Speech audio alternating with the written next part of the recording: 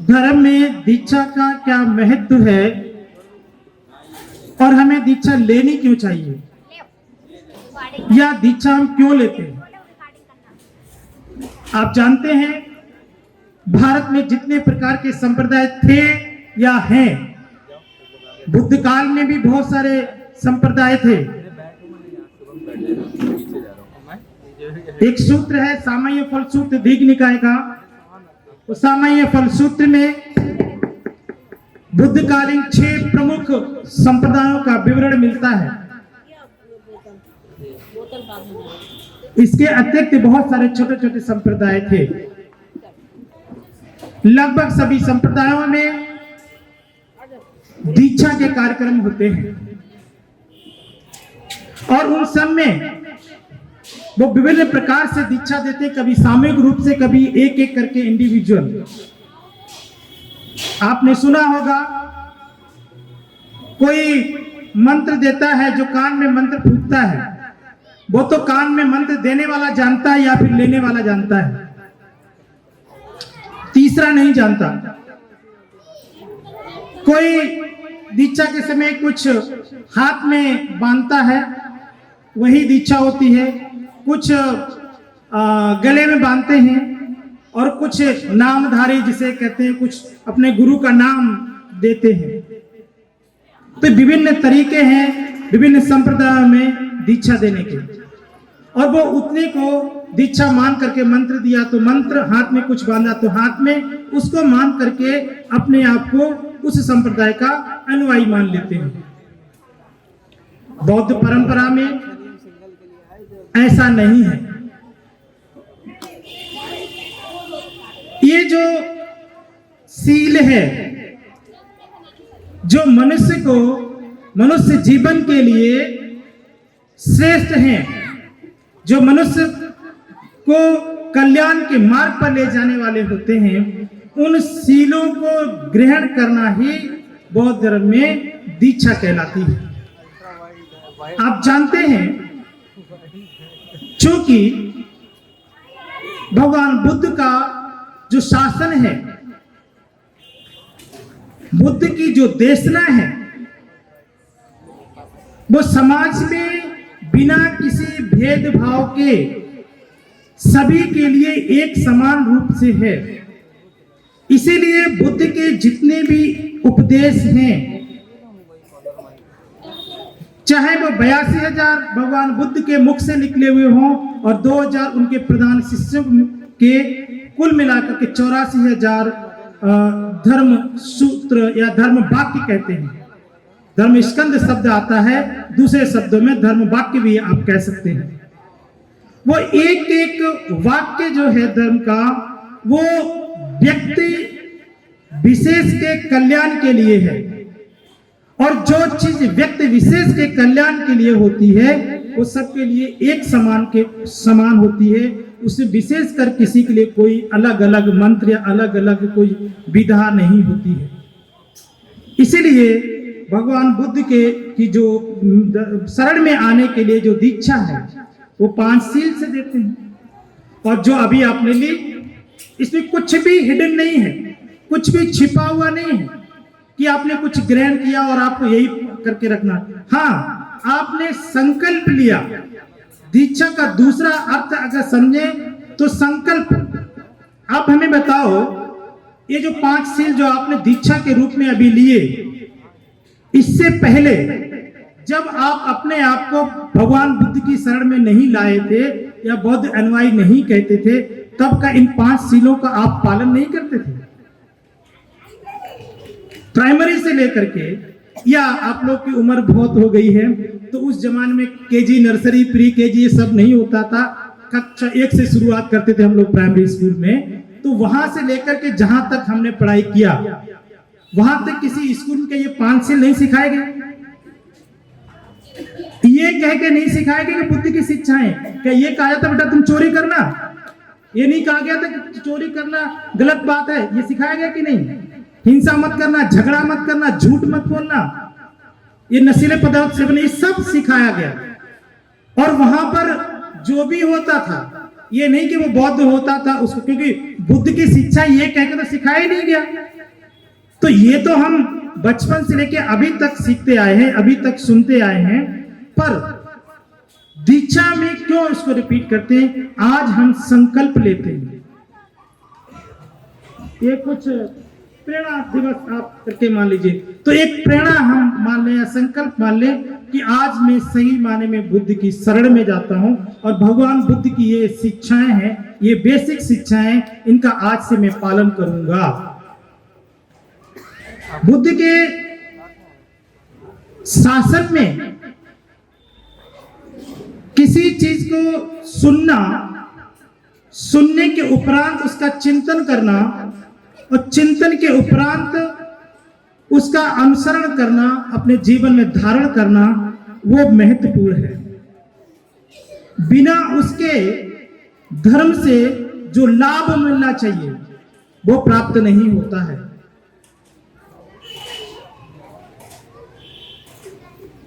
धम्मं रक्षति एक जगह मिलता है, धर्म मनुष्य की रक्षा करता है। तो करना क्या चाहिए? पर उसके लिए क्या? धम्मं धारयति रक्षति, जो धर्म धारण किया जाए वो रक्षा करता है। फिर भगवान कहते हैं किमं धारयति, फिर धारण किया जाए तो कैसे धारण किया जाए? तो भगवान कहते हैं सम्मा संकल्पोति धारयति, सम्यक संकल्प के साथ में उस धर्म को जब हम धारण करते हैं तब धर्म हमारी रक्षा करता है। सम्यक संकल्प कौन सा? अब जो भी ये हमारी जो संस्था जो आयोजन करी पाली भाषा, ये जगह जगह पाली क्लासेस करते हैं, तो पाली लिटरेचर को जब हम पढ़ेंगे तो बहुत जगह आपको सम्मा शब्द मिलेगा, सम्यक रूप से बहुत जगह मिलता है। तो उसी शब्द का वर्ण सम्मा संकल्पोति धारयति, सम्यक संकल्प के साथ धारण करना चाहिए। सम्यक संकल्प होता क्या है? जिस कार्य को करते समय किसी भी प्रकार का कोई प्रमाद उत्पन्न न होने पाए, अर्थात आलस्य उत्पन्न न होने पाए, वहां सम्यक संकल्प होता है। उदाहरण स्वरूप अभी हमने सील ग्रहण किए, दीक्षा ग्रहण की। आज पूरी तरह से मन, वचन और कर्म तीनों से मैं सीलों का पालन करते हुए यहां बैठा हूं। एक दिन, 2 दिन, 3 दिन, 5 दिन, 10 दिन, किसी दिन कहीं पार्टी में पहुंच गए, पुराने मित्र मिल जाते हैं, तो क्या होता है? आज थोड़ा सा पी लेते हैं। क्यों? मित्र बहुत फोर्स कर रहा है, कल से फिर सील का पालन करेंगे। वो सम्यक संकल्प नहीं है, क्योंकि वहां आपने प्रमाद उत्पन्न कर लिया, वो आपका फिर धर्म से कोई लाभ नहीं, फिर वो दीक्षा ग्रहण करने से कोई अर्थ नहीं। कुछ भी सम परिस्थितियों में हर कोई सील का पालन कर सकता है। परीक्षा तो तब है, सम्यक संकल्प तो तब है जब विषम परिस्थितियों में, जब आपके सामने परिस्थितियां विषम हो, उन विषम परिस्थितियों में भी आपका सील खंडित ना हो, टूटे ना, आपका जो संकल्प है वो दृढ़ बना रहे, तब आप समझिए कि मैं बुद्ध का अनुयायी हूं या मैं सील का पालन करने वाला हूं, अन्यथा नहीं। तो जब इस तरह से हम सीलों का पालन करते हैं तब हमारा जो दीक्षा है वो संपन्न होती है। अब मैं बहुत ही संक्षेप में, ये पांचों आपने बहुत बात सुना होगा, तो बहुत संक्षेप में मैं इन सीलों की बात सामने रख देता हूं। अमूमन हम ये सोचते हैं कि पानातिपाता वैरमणि सिक्खापदं समादयामि, जो प्राणातिपात है वो किसी की हिंसा करना ही ये सील को खंडित करना है, पर ऐसा नहीं है, इतना ही मात्र नहीं है। हिंसा करने के लिए जो अवयव हैं, कारक हैं, उनको समझना बहुत जरूरी है। पहले सील को खंडित करने के कारक क्या है? द्वेष हो सकता है, क्रोध हो सकता है, ईर्ष्या हो सकती है। द्वेष, क्रोध, ईर्ष्या जब चित्त में उत्पन्न हो, उस क्षण जो भी हम करते हैं, चाहे वो वाणी से, चाहे वो शरीर से, वो सारा कुछ हिंसा में आता है, वो सारा कुछ सील खंडित करता है। यदि गुस्से के समय हम किसी को कुछ अपशब्द बोलते हैं जो दूसरों को अप्रिय लगने वाले होते हैं वो भी सील को खंडित करने वाले होते हैं, वहां भी मेरा सील टूटता है। उसी तरह से दूसरा अदिन्ना दाना बेरमनी, चोरी, चोरी नहीं है, मात्र चोरी नहीं है, क्योंकि पाली भाषा में चोरी के लिए चोरी शब्द है। न चोरेती चोरंग ऐसा शब्द आता है, चोर जिसको चुरा नहीं सकता। एवं धनंग से धनंगति, वो धन श्रेष्ठ धन होता है, ऐसा एक सूत्र में भगवान का वाक्य है। तो वहां चोरी के लिए चोरी शब्द है, पर भगवान एक अदिन्ना, जो दिया न गया हो, जो दिया ही नहीं गया, बिना दिए हुए किसी वस्तु को लेना, बिना दिए किसी वस्तु को लेना।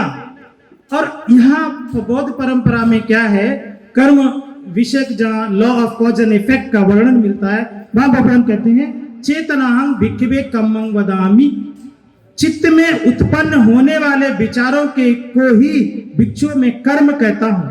सपोज किसी के हाथ में बंधी वो सुंदर घड़ी को देखकर मैं दूर से देख रहा हूं, मैंने ली नहीं, दूर से देख रहा हूं काश मेरे पास होती, इसको मैं कैसे ले सकता हूं, और उस घड़ी को लेने का विचार उत्पन्न हो या लोभ उत्पन्न हो, दूसरे शब्दों कहें तो लोभ उत्पन्न हो चित्त में, ली नहीं, चित्त में उत्पन्न हुआ लेने का। अभी तक उसकी चोरी नहीं की, उठाया नहीं, मांगा नहीं, कुछ भी नहीं किया, पर किसी एन कैन प्रकार उसको ग्रहण करने मेरे पास कैसे भी आ जाए, ऐसे विचार उत्पन्न हुए, तो आपका सील टूटा। क्योंकि भगवान बुद्ध कहते हैं चेतनाहं भिक्खवे कम्मं वदामि, चित्त में उत्पन्न हुए विचारों को मैं कर्म कहता हूं। तो जो दूसरे सील का जो कारक है वो लोभ है। और तीसरा जो आप बोलते कामेश मिच्छाचारा वेरमणि सिक्खापदं समादयामि, आप जानते हैं अन्य दर्शनों में ये व्यवधान है कि जब तक आपने कर्म नहीं किया तब तक आपको फल नहीं, मतलब शारीरिक तौर पर जब तक आपने कुछ किया नहीं तब तक आपको कोई रिजल्ट नहीं मिलेगा, उसका कोई विपरिणाम आपको नहीं भुगतना पड़ेगा। पर बौद्ध दर्शन क्या कहता है, जैसे ही आपने उस कर्म को करने का विचार चित्त में उत्पन्न कर लिया, आपको करने का अवसर मिला हो या न मिला हो, आपने जैसे ही अपने चित्त में उस विचारों को भर लिया, वैसे ही आपने उसका बीज बो दिया, अब आपको परिणाम जरूर मिलेगा। आप सोच लीजिए, वासना युक्त चित्त में वासनाओं को भर के रखा, कुछ नहीं किया, दुष्परिणाम तुरंत आना शुरू हो जाएंगे, उसी क्षण से आना शुरू हो जाएंगे। चित्त बदलेगा, चित्त बदलेगा, शारीरिक की सारी गतियां, जब भी चित्त दूषित होता है तो इस सांस पर, इस गति पर सीधा प्रभाव पड़ता है उसका, किसी भी प्रकार से ग्रसित हो चित्त, तत्क्षण परिणाम मिलना शुरू हो जाएगा। और जब तक वो चित्त व्याकुल रहेगा, आप व्याकुल रहेंगे, परेशान रहेंगे किसी भी प्रकार से। इसलिए भगवान कहते हैं चेतनाहं भिक्खवे कम्मं वदामि। उसी तरह से जो वाणी के 4 दोष, जिससे बचने के लिए भगवान का जो मेरा चौथा सील है, चौथा सील अपने आप में एक नहीं है, 4 चीजें हैं। पहला मुसावादा बेरमनी, फरुसावाचा बेरमनी, पिसुनावाचा बेरमनी और संपप्लापा बेरमनी सिक्खापदं समादयामि। मैं झूठ नहीं बोलूंगा, चुगली नहीं करूंगा, कटु वचन नहीं बोलूंगा और व्यर्थ की बकवास नहीं करूंगा। व्यर्थ की बकवास, जिन बातों का, जिन चर्चाओं का कोई अर्थ ना हो, जो मेरे जीवन से संबंधित नहीं है, उनकी बैठ के चर्चा नहीं करनी। दूसरे संप्रदाय की चीजें मेरे जीवन संबंधित नहीं है तो मुझे चर्चा नहीं करनी। कुल मिलाकर उदाहरण स्वरूप ऐसा हम मान सकते हैं, पड़ोसी के जीवन से संबंधित है वो पड़ोसी जाने, पड़ोसी के गुणों अवगुणों का बखान करने से हमको क्या लाभ, हम अपने गुण और दोष का अवलोकन करें तो शायद मुझे कुछ लाभ भी हो। इसको भगवान कहते हैं व्यर्थ की बकवास नहीं करेंगे। ये 4 चीजें हैं। और 5वीं सुरा मेरे मजमादठाना, जो नशीले पदार्थ हैं, इनका किसी भी परिप्रेक्ष्य में किसी भी तरह से सेवन नहीं करना है। बहुत लंबी व्याख्याएं 5 सीलों की भी हैं, तो इन 5 चीजों को दीक्षा के लिए ये प्रमुख हैं। और ये मान के चलिए, ये कोई भी हो जो कभी भी आलस्य उत्पन्न करके इन सीलों को तोड़ता है, चाहे वो कोई भी हो, वो उसी क्षण से व्याकुल और परेशान होने लगता है। भगवान बुद्ध ने संयुक्त निकाय के एक सूत्र में कहा, अंतो जटा, भगवान सा के कोई पूछता अंतो जटा बाह्य जटा जटाए जटता प्रजा तंग तंग गौतम पुच्छामी को इमंग बिष्टे जटंती। भगवान से पूछता, भगवान मनुष्य जो है अंदर से भी उलझन में रहता है, बाहर से भी उलझन में रहता है, दुखी रहता है, परेशान रहता है, व्याकुल रहता है, वो मनुष्य कैसे अपने अंदर और बाहर की इन उलझनों से, झंझटों से, परेशानियों से, व्याकुलताओं से छुटकारा पा सकता है? तो भगवान कहते हैं, सीले पतिठाए नरो सपैयों। यदि कोई व्यक्ति सही माने में संकल्प के साथ इन सीलों को जीवन में धारण करके रखता है, तो वो अपने अंदर और बाहर की इन उलझनों से, झंझट से छुटकारा पा सकता है, मुक्ति पा सकता है। क्योंकि सील जो है सीधे मेरे चित्त को अफेक्ट करते हैं विकारों से, और चित्त जब विकारों से परिशुद्ध होगा तो न तो अंदर कोई उलझन होगी, ना ही बाहर की कोई उलझन होगी, सारे अंदर और बाहर की उलझनों से मुक्त होगा। तो इस प्रकार से हमारे जो बौद्ध परंपरा का जो दीक्षा है वो इसलिए पांचशील देते हैं कि ये सभी लोगों के लिए, जो भी संसार में प्राणी मात्र है, उसके कल्याण के लिए होता है, उसके दीर्घायु जीवन के लिए होता है, उसके निरोगी जीवन के लिए होता है, उसके स्वस्थ जीवन के लिए होता है। जो व्यक्ति भी इन सीलों का जीवन में सम्यक संकल्प के साथ पालन करता है, भगवान कहते हैं आयु वन सुख वलंग, ये चार चीजों में हमेशा वृद्धि होती है। तो चूंकि समय हमारा पूर्ण हो रहा है, मैं पाली भाषा एवं बौद्ध संस्कृति विकास समिति के सभी हमारे सम्मानित सदस्यों को बहुत बहुत साधुवाद, मंगल कामनाएं, और जितने भी आयोजक और यहाँ उपस्थित सभा में लोग हैं, सबको तथागत तृष्णा अनुभाव से सभी सुखी हों, दीर्घायु हों, निरोगी हों, ऐसी मैं अपने संघ की तरफ से मंगल कामनाएं करता हूँ। जो कष्टों को देखता है, चिंतन करता है, मनन करता है, तो उससे निकलने का उपाय सोचता है। क्योंकि भगवान बुद्ध हमेशा दुख की बात करते हैं और दुख से निकलने का उपाय बताते हैं। इसमें कि जैसे भगवान ने कहा, मुझे गरीबी पसंद नहीं है। अगर आपको गरीबी पसंद नहीं है तो फिर गरीबी से निकलने का उपाय भी, तो गरीबी से निकलने का उपाय कि भगवान ने कहा कि जितना भी आप कमाते हैं आप उसके 4 भाग करें। 1 भाग खाने के लिए, 1 भाग इमरजेंसी में जोड़ने, इमरजेंसी के लिए, 1 भाग मूलधन में रखने के लिए, और 1 भाग वो सारे कार्य जिसमें भगवान बुद्ध ने निर्लोभता को प्रथम स्थान पर रखा है, जिसको सामान्य भाषा में दान भी कहते हैं। साथ में यह भी कहा कि हम दूसरों की तुलना अपने से ना करें और अपनी तुलना दूसरों से ना करें। अगर इस तरह से चलेंगे तो आप गरीब नहीं रहेंगे। परंतु हमारी इच्छा क्या है, हम क्या चाहते हैं, हमारे चाहने के अनुसार भगवान बुद्ध ने कहा धम्म दीक्षा। अभी आपने धम्म दीक्षा लिखा है, और धम्म क्या है? भगवान कहते हैं यो मम पश्यति सो धम्मं पश्यति, यो धम्मं पश्यति सो मम पश्यति। जो मुझे देखता है वो मेरे बताए गए मार्ग को देखता है, और जो मेरे बताए गए मार्ग को देखता है वो मुझे देखता है। मार्ग क्या है?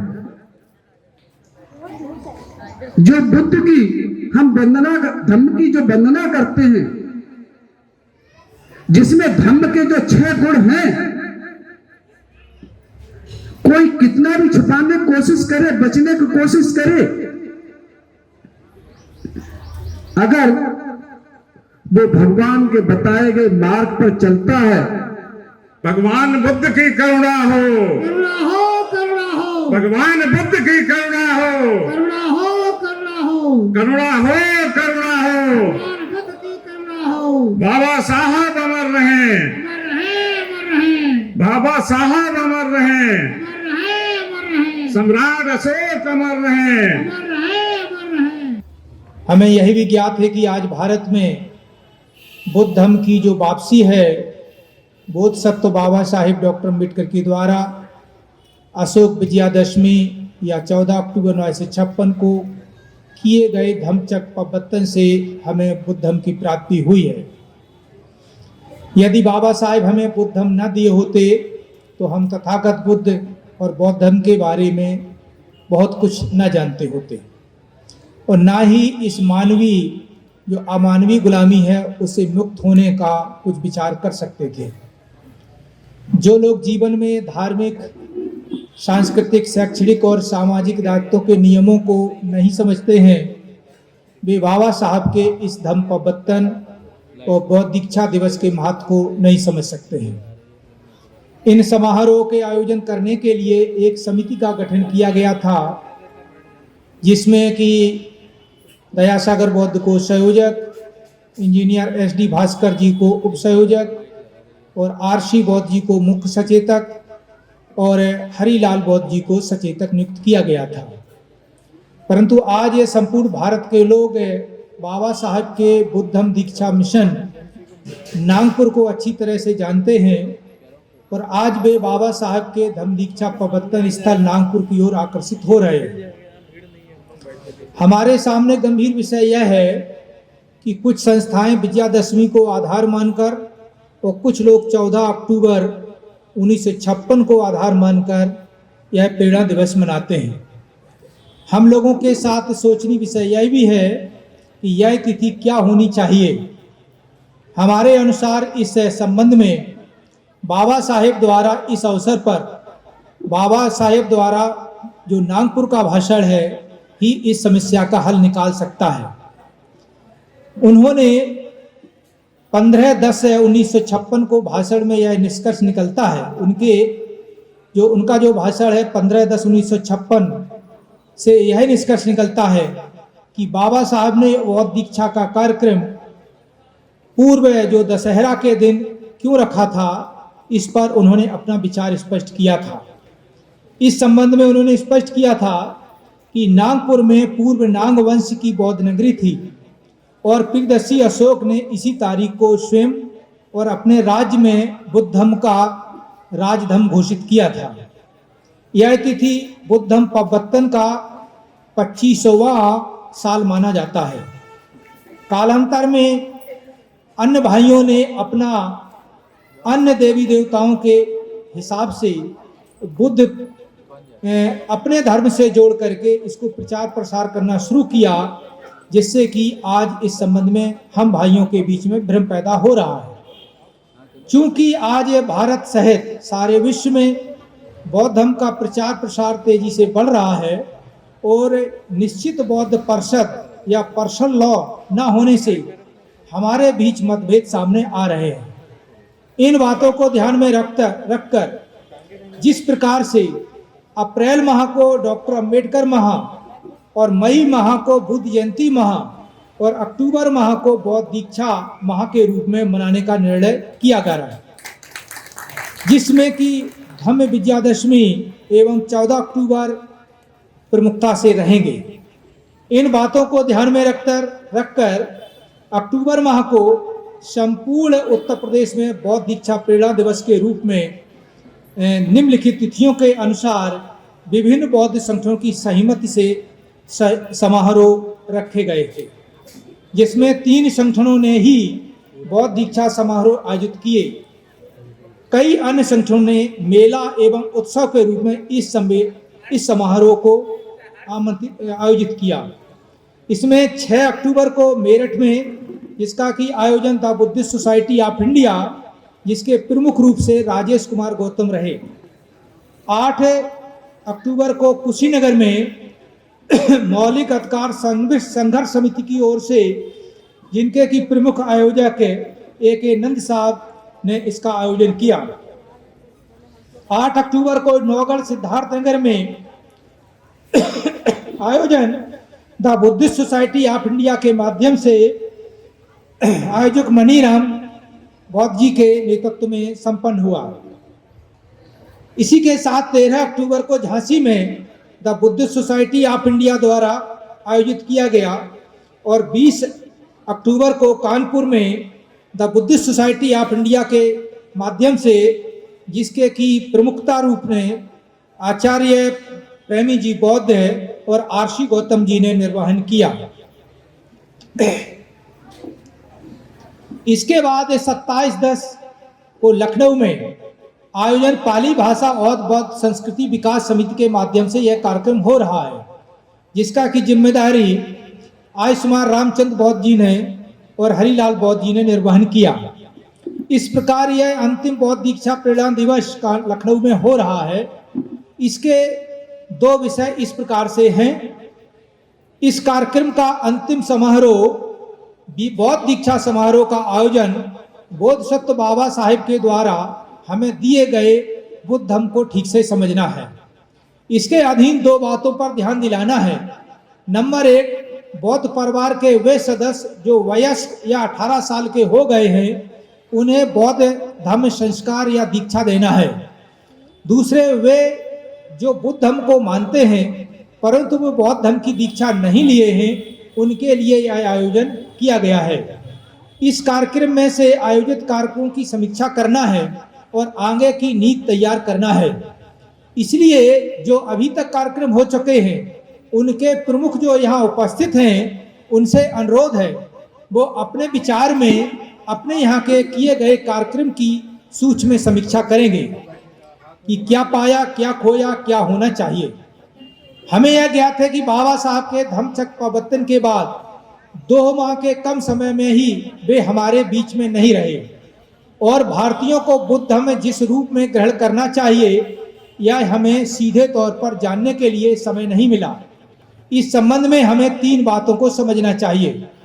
प्रथम यह है कि बाबा साहब ने 20 मई 1950 को दिल्ली में बुद्ध पूर्णिमा के अवसर पर भाषण दिया था और यह नोट महाबोधि पत्रकार कलकत्ता में प्रकाशित हुआ था, जिसका विषय था बुद्ध और उनके धम्म का भविष्य, जो कि इस नाम से छोटी पुस्तक के रूप में प्रकाशित हुई है।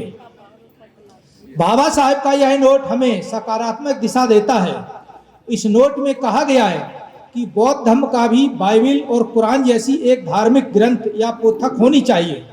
अतः उन्होंने बुद्ध और उनका धम्म नामक बौद्ध ग्रंथ 1956 में लिखा, जो 1958 में प्रकाशित हुआ।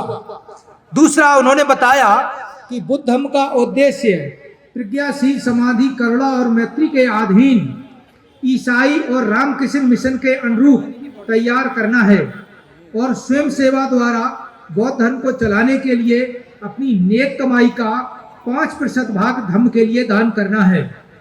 तीसरा विषय, बुद्ध धर्म को हिंदू संस्कृति के प्रकोप या हिंदू धर्म की कानूनी नियंत्रण से मुक्त कराना है।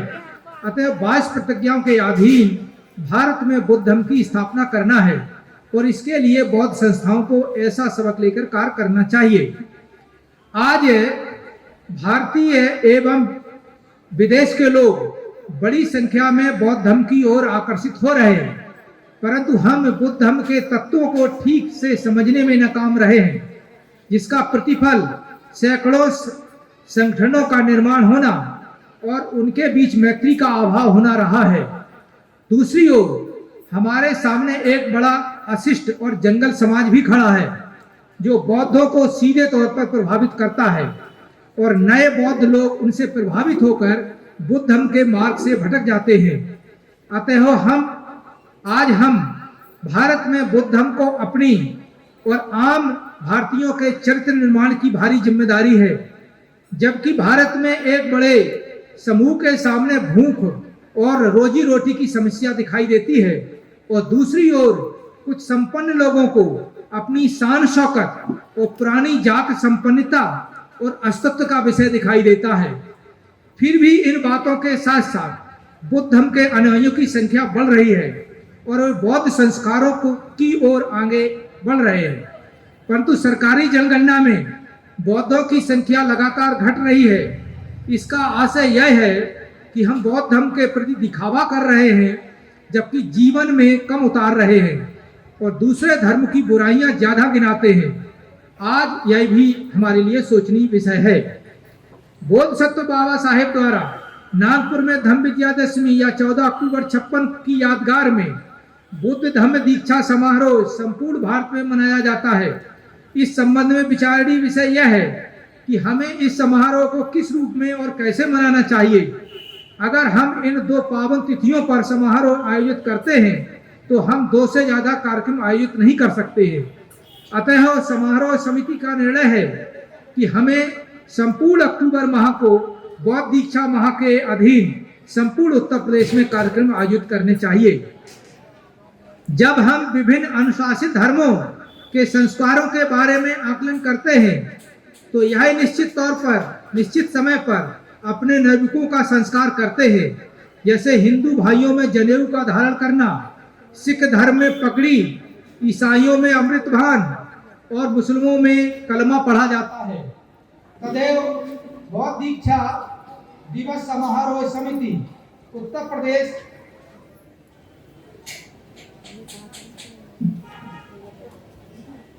तदेव बौद्ध दीक्षा समारोह समिति उत्तर प्रदेश के निर्णय के अनुसार अक्टूबर माह को बाबा साहेब के धम्म दीक्षा दिवस के पावन यादगार में बौद्ध दीक्षा पेड़ल दिवस के रूप में समारोह आयोजित करने का निर्णय किया गया है, जिसमें जिस वयस्क या 18 साल की उम्र में बौद्ध धर्म में बच्चों को बुद्ध धर्म की दीक्षा लेना आवश्यक है। साथ ही उनके पास अभी तक बौद्ध दीक्षा जिनके पास बौद्ध दीक्षा प्रमाण पत्र नहीं है वे इसको अपनी पंजीकृत संस्था से प्राप्त कर सकते हैं, जिसके आधार पर वे आगामी धार्मिक जनगणना में बौद्ध समाज के धर्म में होने के लिए पंजीकृत करा सके, जिससे भारत को बुद्धमय बनाकर अपने देश में अराजकता पर रोक लगाई जा सके। बौद्ध संस्कृति विकास समिति उत्तर प्रदेश और Buddhist society of India Uttar Pradesh एवं अन्य बौद्ध संगठनों एवं मौलिक अधिकार संघर्ष समिति के द्वारा जो प्रेरणा दीक्षा समारोह उत्तर प्रदेश में 5 प्रमुख स्थानों पर हुए हैं, इसके अतिरिक्त दिसंबर माह में जिले स्तर पर मध्यम स्तर के कार्यक्रम आयोजित करना है, जिसमें बाबा साहब के अनुयायियों को इस पावन पर्व के बारे में जानकारी देना है। यह कार्यक्रम 1 या 2 दिन के होंगे। इस समारोह में पंजीकृत संस्थाएं जैसे कि बुद्धिस्ट सोसाइटी ऑफ इंडिया, भारतीय बौद्ध महासभा उत्तर प्रदेश पंजीकृत, विश्व बौद्ध महासंघ सारनाथ, राष्ट्रीय बौद्ध महासभा आगरा, पाली भाषा बौद्ध संस्कृति विकास समिति उत्तर प्रदेश एवं अन्य पंजीकृत संस्थाओं को आगे आने के लिए आग्रह किया जा रहा है। अतः इन समारोह को सफल बनाने के लिए पहले से प्रचार प्रसार करके प्रत्येक मंडल के बौद्ध दीक्षा समारोह में कम से कम 1000 नए सदस्यों को बौद्ध धम्म दीक्षा प्रार्थना पत्र भराकर उनको प्रमाण पत्र जारी करना है। इसके अधीन संबंधित आवेदन से एक निर्धारित शुल्क भी लेना है। इस समारोह में दीक्षा प्रमाण पत्र एवं बौद्ध जीवनचर्या या भगवान बुद्ध और उनका धम्म का ग्रंथ या पोथक भी उनको देना है, परंतु अधिकतर समारोह में ऐसा नहीं हो सका है। आयोजक सदस्यों ने आयोजन समारोह में बौद्ध दीक्षा का आयोजन किया और सामूहिक बौद्ध दीक्षा दी गई और भिक्षु प्रमुख द्वारा धम्म देशना एवं इस समारोह के बारे में अवगत कराया गया है, परंतु बौद्ध दीक्षा प्रमाण पत्र जारी करने के लिए किसी पंजीकृत संस्था द्वारा काउंटर नहीं लगाया गया। अतः यह कहा गया है कि जिनको प्रमाण पत्र की आवश्यकता है उनको उनके द्वारा आवेदन पत्र करने पर बौद्ध प्रमाण पत्र जारी किया जाएगा। अतः समारोह आयोजन संस्थाओं से अनुरोध है कि वे जो दीक्षित हुए हैं उन सदस्यों को अपनी संस्था द्वारा उन्हें प्रमाण पत्र जारी करें। इस प्रमाण पत्र का रिकॉर्ड दायक संस्था के द्वारा बौद्ध दीक्षा रजिस्टर में विवरण हस्ताक्षर से दर्ज होना है। और रजिस्टर का विवरण बौद्ध दीक्षा प्रमाणपत्र में भी अंकित करना है। ऐसे समारोह शेष जनपदों में भी आयोजित होंगे जिसमें कम से कम 500 लोग बौद्ध दीक्षा लेंगे। धम्म मित्रों, भारत को बुद्धमय बनाने के उद्देश्य को पूरा करने के लिए बौद्ध दीक्षा समारोह का कार्य बाबा साहब के मिशन का अत्यंत महत्वपूर्ण भाग है और इस मिशन को आगे बढ़ाना हमारे भिक्षु संघ बौद्ध आचार्यों प्रमुख साथियों की परम दायित्व भी है। अतः इस दीक्षा समारोह के लिए अंतिम 3 संस्थाओं के साथ साथ अंकित 3 संस्थाओं के साथ साथ अन्य बौद्ध संस्थाओं ने भी अपनी क्षमता और विवेक के अनुसार समारोह के आयोजन की जिम्मेदारी निभाई है और वे सभी साधुवाद के पात्र हैं। आयोजन समिति ने जो कमियां महसूस की है उन्हें मिल बैठकर आगामी समारोह में ठीक किया जाएगा। यह समिति यह आशा करती है कि इस समारोह में उपस्थित आयोजक प्रमुख भिक्षु संघ एवं प्रमुख सदस्य इस पर विचार करेंगे। आज के आयोजन में बौद्ध दीक्षा प्रमाण पत्र पाने वालों को बौद्ध दीक्षा शपथ दिलाई जाएगी। अंत में उपस्थित सभी धम्म मित्रों का हार्दिक स्वागत एवं साधुवाद करता हूं कि जिन्होंने इस कार्यक्रम में उपस्थित होकर के इस कार्यक्रम को आगे बढ़ाया है। साथ ही आगे कार्रवाई जारी रखने के लिए माननीय सभापति महोदय से निवेदन करता हूं कि इस समारोह को सफल बनाने के लिए हम सभी बौद्ध संगठनों और बौद्धों से सहयोग की हम आशा करते हैं। इसी के साथ भगवतु समंगलम। सभी का साधुवाद, सभी का साधुवाद, सभी का साधुवाद। मौलिक अधिकार संघर्ष समिति जो SC ST OBC के कर्मचारियों का बौद्ध दर्शन पर आधारित एकमात्र संगठन है, जिस संगठन का उद्देश्य मूल रूप से यही है कि SC ST OBC समाज जिसे संवैधानिक रूप से पिछड़ा वर्ग कहा गया है, इसको इसके अतीत से लेकर वर्तमान तक के इतिहास को बताना और बाबा साहब के कारवा को श्रमण संस्कृति के सभी महापुरुषों के कारवा से अवगत कराना और उन्हें सामाजिक रूप से, सांस्कृतिक रूप से, धार्मिक रूप से, आर्थिक रूप से, राजनीतिक रूप से जो साजिश का शिकार बनाया जाता है उससे मुक्ति दिलाना, ये मौलिक अधिकार संघर्ष समिति का मुख्य कार्य है। और इसके साथ साथ सबसे महत्वपूर्ण जो कार्य है वो इस पिछड़े वर्ग को गुलामी के आवरण से मुक्ति दिलाना और उसके लिए प्रतिवर्ष अशोक धम्म विजयदशमी के अवसर पर प्रत्येक बौद्ध विहार में, अलग अलग जिलों के बौद्ध विहारों में अधिवेशन का आयोजन करके उसमें पूज्य भिक्षुगण के द्वारा धम्म दीक्षा समारोह का आयोजन कराना, धम्म दीक्षा प्रमाण पत्र प्रदान कराना, ये हम लोगों का जो है मुख्य कार्य है और जो हम निरंतर 21 वर्षों से ये अभी तक करते चले आए हैं। और हमारे संगठन का ये निर्णय रहा है कि हम जब भी कोई अधिवेशन करें तो बौद्ध पर्यटन स्थल पर ही करें और इस माध्यम से हम अपने इस उपासक और उपासिकाओं को जो हमारे देश में गुलामी के मेले लगाए जाते हैं, दशहरा के रूप में, नवमी के रूप में, उनसे मुक्ति दिलाने के लिए ऐसे लोगों को धम्म पर्यटन स्थलों पर ले जाकर उनके अंदर की सम्यक दृष्टि को स्पष्ट कराना।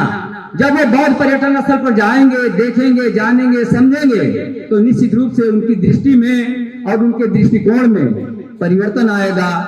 उनके नजरें जो देखेंगी वो एक नया नजारा तैयार करेंगी। ये हमारे संगठन का उद्देश्य है और ये सफलता पूर्वक हम 21वां अधिवेशन इस बार कर चुके हैं और इसी प्रकार से हम लोग निरंतर ये कार्य करते रहे हैं। और यहाँ इस बार हमारे 21वें राज्य अधिवेशन में यहाँ पर उपस्थित अनेक उपासकों के साथ माननीय MC विमल साहब, माननीय दयासागर बौद्ध जी भी वहां पर पहुंचकर हम लोगों का मार्गदर्शन किए हैं और हम लोगों का उत्साहवर्धन किए हैं। हमारे कार्यों की समीक्षा किए हैं और आप लोगों के मार्गदर्शन में हमने प्रयास किया है कि जो गलतियां पिछली बार होती आई हैं वो अगले अधिवेशन में ना होने पाए, उसकी पुनरावृत्ति ना होने पावे। तो ये हमारा प्रयास रहता है कि ये संगठन तथागत बुद्ध के बताए हुए मार्ग पर, बाबा साहब के बताए हुए मार्ग पर, श्रमण संस्कृति के सभी महापुरुषों के बताए हुए मार्गों का किस प्रकार से अनुसरण करें, उन्हें कैसे अंगीकृत करें, उन्हें कैसे आत्मार्पित करें, ये है अधिवेशन के द्वारा हम प्रतिवर्ष जो है ये कार्य करते हैं। और हम 365 दिन में जितने रविवार होते हैं, जितने सरकारी अवकाश होते हैं, सभी अवकाश में हर जिले में और अलग अलग प्रदेशों में उनको प्रशिक्षण शिविर के माध्यम से उन्हें प्रशिक्षित करने का कार्य करते हैं। और फिर साल में एक बार जब हमारा 2 दिवसीय अधिवेशन होता है तो प्रशिक्षित किए गए लोगों का हम लोग विधिवत सामाजिक चेतना प्रतियोगिता के माध्यम से उनकी बुद्धि और विवेक का हम लोग जो है प्रतियोगिता कराते हैं, टेस्ट भी कराते हैं, और जिससे ये मालूम होता है कि हाँ उन्होंने क्या जाना, क्या समझा, क्या खोया, क्या पाया और क्या उन्होंने अंगीकृत किया, उनके आचरण में क्या बदलाव आया। ये चीज जो है हमको जांचने का अवसर मिलता है। इसलिए आज के इस बौद्ध दीक्षा प्रेरणा समारोह समिति को मैं बहुत बहुत साधुवाद देता हूँ कि आप लोगों ने इस उत्तर प्रदेश की राजधानी में धर्मोदय बुद्ध विहार में ये जो ऐतिहासिक कार्यक्रम करने का कार्य किया है, ये वास्तव में बहुत ही पुनीत और पावन कार्य है। और जो अभी हमारे माननीय दयासागर बौद्ध जी ने जो अपना निर्णय सुनाया है, वास्तव में अक्टूबर माह का प्रत्येक दिन धम्म दीक्षा दिवस के रूप में मनाने की आवश्यकता है। इसके लिए अलग अलग क्षेत्रों में, अलग अलग जनपदों में, अलग अलग समितियों के द्वारा, अलग अलग संगठनों के द्वारा इसे मनाया जाना चाहिए। और ये कार्य हो भी रहा है, निरंतर ये कार्य और कारवा बढ़ता भी जा रहा है। ये बहुत ही सुखद अनुभूति है, बहुत ही जो है अच्छा परिणाम है ये हम सबके कार्य करने का। तो साथियों, मैं ज्यादा कुछ ना कहते हुए, केवल चूंकि बहुत सारे हमारे बीच में वक्तागण हैं और धम्म दीक्षा समारोह भी होना है, 1:15 बज भी चुका है, तो इसलिए अंतिम 2 लाइनों के साथ मैं अपनी वाणी को विराम दूंगा। अंधेरे के कोशों मत, अंधेरा मन से दूर भगाओ। अंधेरे के कोशों मत, अंधेरा मन से दूर भगाओ। आज कार्तिक अमावस्या है और पूर्ण रूप से जो है रात जो है वो काली रहेगी, अंधेरे युक्त रहेगी। लेकिन उस अंधेरे से ज्यादा जो आपके मन में अंधेरा है, उस मन के अंधेरे से मुक्ति दिलाने का मेरा उद्देश्य है कि अंधेरे को कोसो मत, अंधेरा मन से दूर भगाओ। अज्ञान अंधेरा पास न फटके, ज्ञान के दीपक खुद बन जाओ। अत दीपो भव, अत दीपो भव। नमो बुद्धाय। जय भीम, जय विज्ञान, जय संविधान।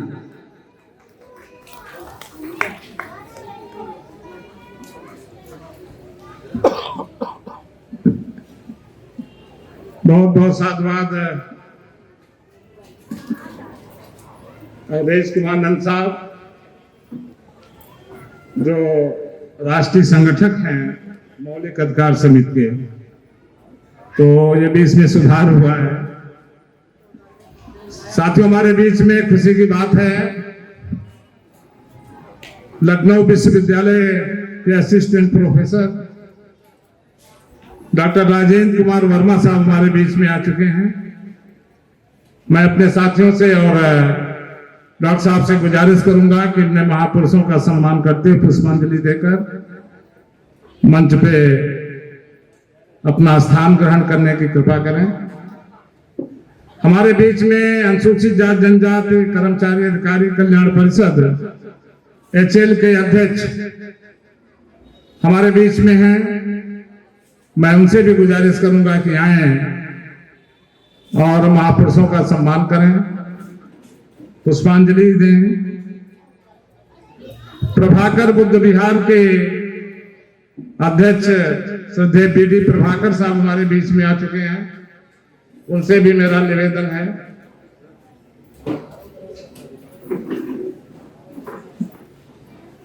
साथियों,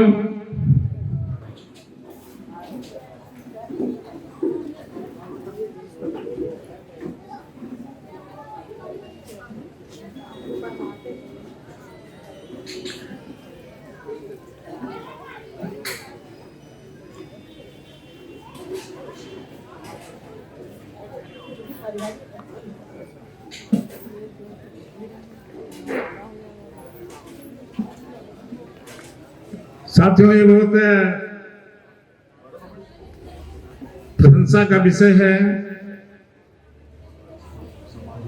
कि लगभग 231 लोगों ने आज इस दीक्षा समारोह में अपना रजिस्ट्रेशन कराया है। अब हमारे साथी राम भजन जी, डॉक्टर राजेंद्र कुमार वर्मा जी, जो लखनऊ विश्वविद्यालय में प्रोफेसर हैं, उनका सम्मान पट्टिका पहनाकर कर रहे हैं। लगभग 231 लोगों ने आज रजिस्ट्रेशन करवाया है। उसमें से काफी ये प्रमाण पत्र तैयार हो गए हैं। हमारे बीच में कई वक्ता साथी हैं और भी कुछ संघ है।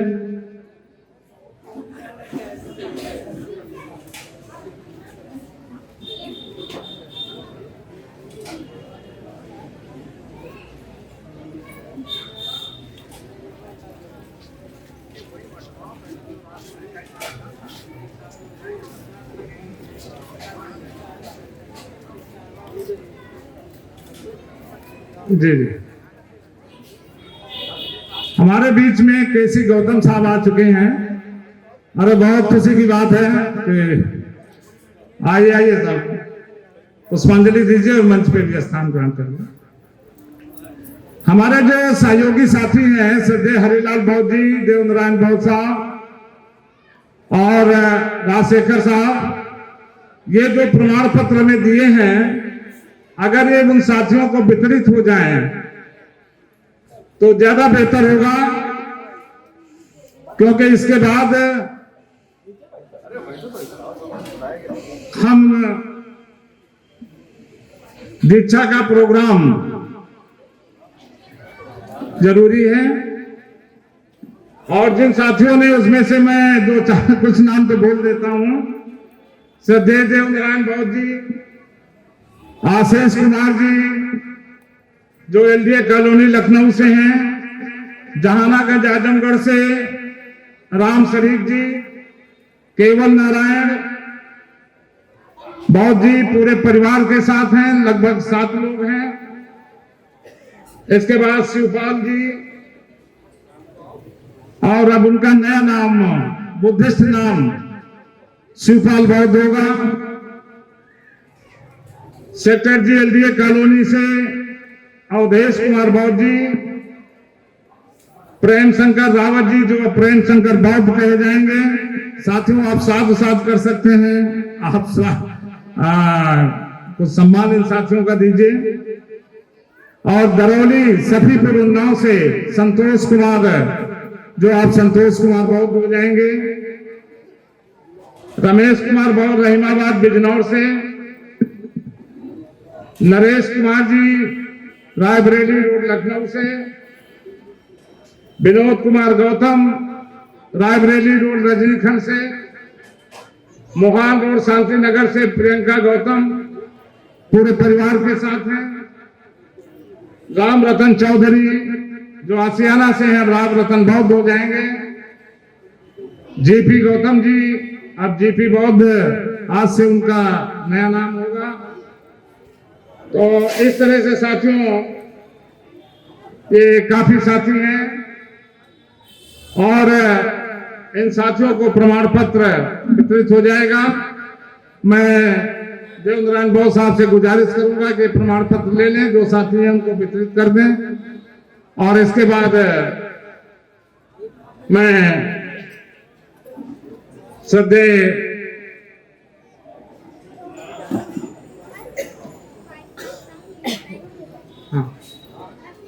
तो जिन साथियों के ये प्रमाण पत्र बन गए, वो साथी काउंटर से ले सकते हैं और अपने साथ वो प्रमाण पत्र रखेंगे।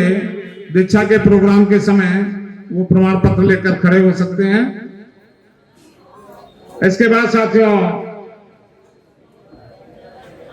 पाली भाषा के प्रवक्ता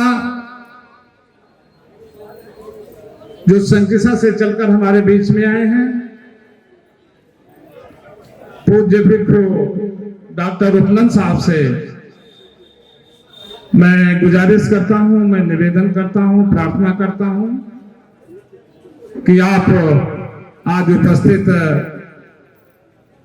साथियों को आप धर्म देशना देकर और दीक्षा का भी कार्यक्रम आप संपन्न कराने की कृपा करें।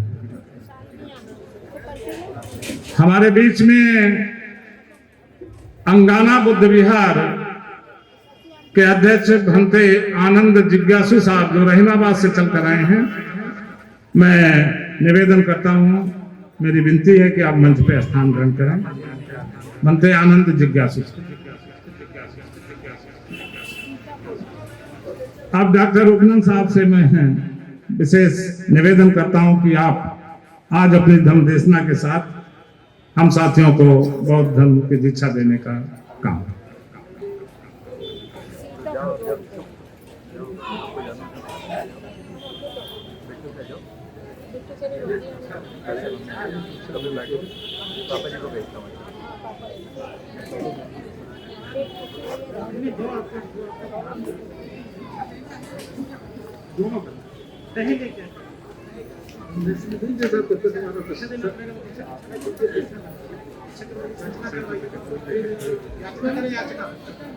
याचना